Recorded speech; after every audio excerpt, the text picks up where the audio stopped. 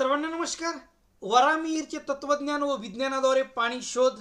मित्रांनो, वराहमिहिर यांनी त्यांच्या बृहत संहिता या ग्रंथातील द कारगिल या अध्यायामध्ये जमिनीवर पाणी कुठे मिळू शकते याची आपल्याला सविस्तर माहिती दिलेली आहे. 5व्या शतकाचं तत्वज्ञान आहे, ते 1500 वर्षापूर्वीचं तत्वज्ञान आहे. त्यावेळेचं पाऊसमान आणि आजचं पाऊसमान यात जरी फरक असला तरी त्यांनी सांगितलेल्या ठिकाणी आजही बऱ्याच ठिकाणी पाणी मिळतंय. याशिवाय आपल्या मदतीला 3 पुन्हा मशीन आहेत. या सगळ्याद्वारे श्री गजेंद्र थोरात, कृषी व्यापारी, तलवाडा, तालुका गेवराई, जिल्हा बीड यांना शेतामध्ये आपण पॉईंट दिला. त्यांनी बोरवेल घेतला आणि त्यांना पाणी पण मिळालं. विशेष म्हणजे थोरात साहेबाच्या शेतामध्ये यापूर्वीचे बोर फेल गेलेले होते.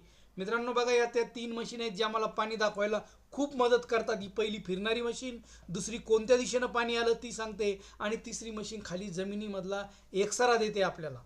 तर मित्रांनो, प्रत्यक्षामध्ये या पहिल्या दोन्ही मशीनवर पाण्याची खोली आणि प्रमाण लक्षात येत नाही, मात्र तिसऱ्या मशीनवर आपल्याला परफेक्ट पॉईंट लक्षात येतो. आणि या मशीन बघा, आपण त्यांच्याकडे थोरात साहेबाकडे ज्यावेळेस स्कॅन केलं त्यावेळेस आपल्या लक्षात आलं जमिनीत पाणी कुठे मिळू शकते. आणि मग आपण त्यांना पॉईंट दिला. पॉईंट दिल्यावर थोरात साहेबांनी बोरवेल घेतला आणि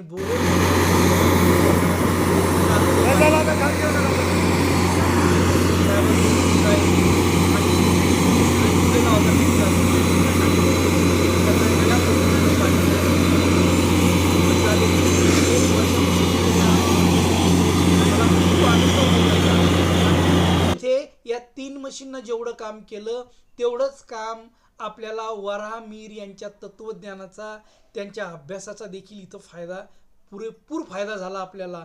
या पद्धतीनं आपण या परिसरात कमी पाणी असूनही, अगोदरचा बोरवेल फेल गेलेला असूनही इथं पाणी मिळू शकलं या सगळ्या याच्यामुळं. असं जरी असलं तरी मित्रांनो, आपण प्रयत्न अत्यंत प्रामाणिकपणे करतो, मात्र आपण निसर्गाला चॅलेंज देऊ शकत नाही. मित्रांनो, बरेच जण म्हणतात मग आम्हाला 100% गॅरंटी पाहिजे. मी हात जोडून सांगत असतो, ज्यांना 100% गॅरंटी पाहिजे त्यांच्याकडे मी येत नाही, कारण हे सगळे प्रयत्न आपण करतो ते प्रयत्न असतात. आपण निसर्गाला चॅलेंज देऊ शकत नाही. काही ठिकाणी फेल जाण्याची देखील शक्यता असते.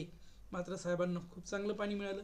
त्यांनी मोटर देखील टाकली त्याच्यावर आणि मला फोन करून सांगितलं की सर, खरंच खूप छान पाणी आहे. पुन्हा नवीन व्हिडिओमध्ये लवकरच भेटूया. तोपर्यंत धन्यवाद.